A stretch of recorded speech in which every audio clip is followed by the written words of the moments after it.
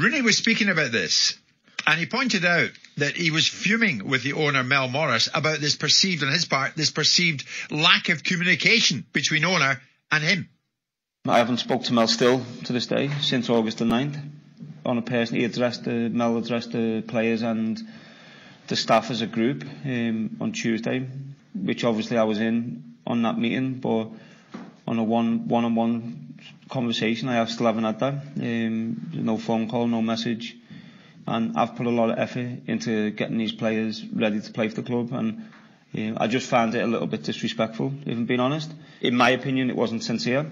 It wasn't heartfelt enough, and it wasn't done with enough honesty, in my opinion. But he's obviously moved on, and we have to move on and put Mel Morris to the back of our mind. I'm not asking for an apology. I just found it, as manager of the football club, getting questions every day from players, from staff, not being able to answer them, I was a little bit hurt by that. But listen, it is what it is. He's put a lot of money into the football club, which I know he deserves a lot of respect for that.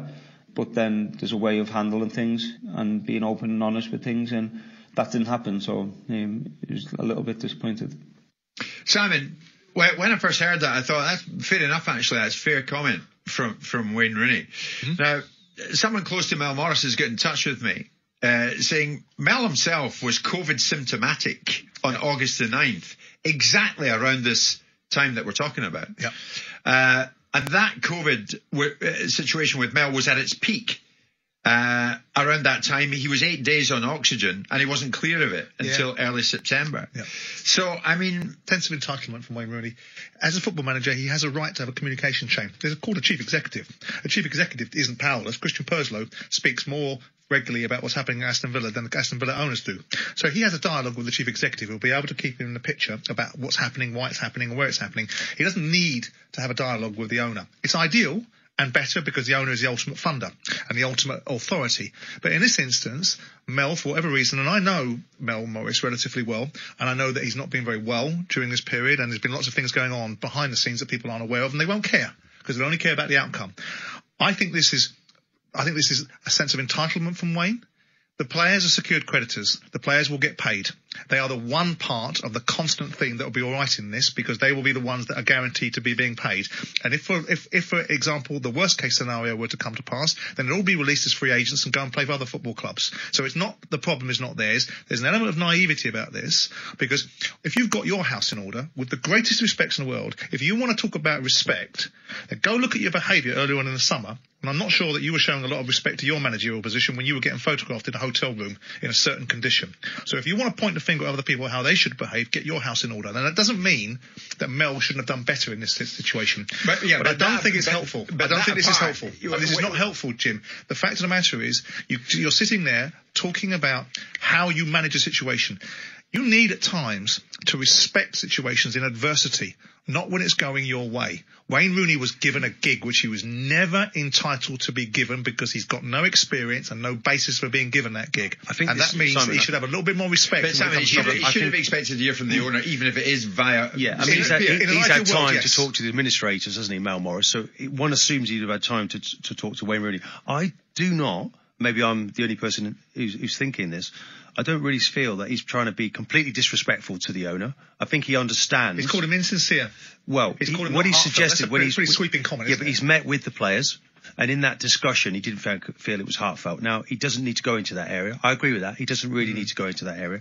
But at the same token, he is now still in charge. He still remains in charge of this football club with the players. And he's at the coalface. Well, he's not in charge of the football club. No, he's in charge of the players. He's in charge of the players, and basically that is the sort of working commodity that's going to try and keep them up and work really hard to do that. They're getting relegated. They're done, right? Yeah, but they won that the weekend. They're done. They're not just going to throw the towel. They're done. They've got a 21-point penalty coming. They're done. Yeah, but he's going to have to work with all these people. He's looking every day. He's working with these people who want an explanation, and he wanted one above him, and he didn't. He couldn't get the owners to communicate. There's no real explanation. I've done 200 million quid. I'm not prepared to do any more, and I'm very sorry that you think I should, and I'm very sorry that you think I'm insincere. But quite frankly, I can't trust football people to keep their mouths shut. So if I'd have told you that I was going to put this club into administration 2 weeks ago because I was having real difficulties, where would that have found itself? I'll tell you where it found itself, on the back page of the newspapers, which would have helped nobody. But Wayne Rooney's in a wonderful position now because he can't lose, Martin. The team can get relegated. He'll never be blamed. He can't lose. All he can do is learn about what it takes to be involved in very difficult situations. So when a really nice one comes along, he's prepared for it. This is not good. This is not constructive. No, I agree. It's best to be the company man and to toe the line and to get on with it. But there is an element of honesty from Wayne Rooney, which is also interesting to hear. And he basically just sort of said on record, you came and got me, Simon. You brought me in to manage your football club. Now, at the end of the day, I need you to communicate. You need to be transparent. I am representing you with my players and you're giving me nothing every day. And I think he just wanted it out. I think in an ideal world, right? And I think you're absolutely right, Martin. In an ideal world, when everything is working the way it should do and all the moving parts come together, it is appropriate that if you're going to give somebody good news, you're prepared to give them bad news as well. That's what makes a man, right?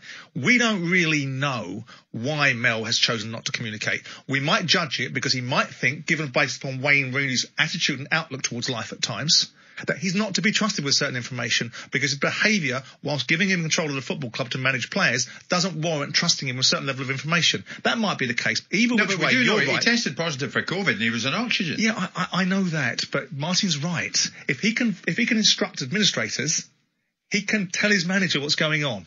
I understand, and I know Mel, and Mel's got balls, right? And anyone stands there for 5 or 6 years, anyone takes on a football club, whether you like it or you don't, has got balls.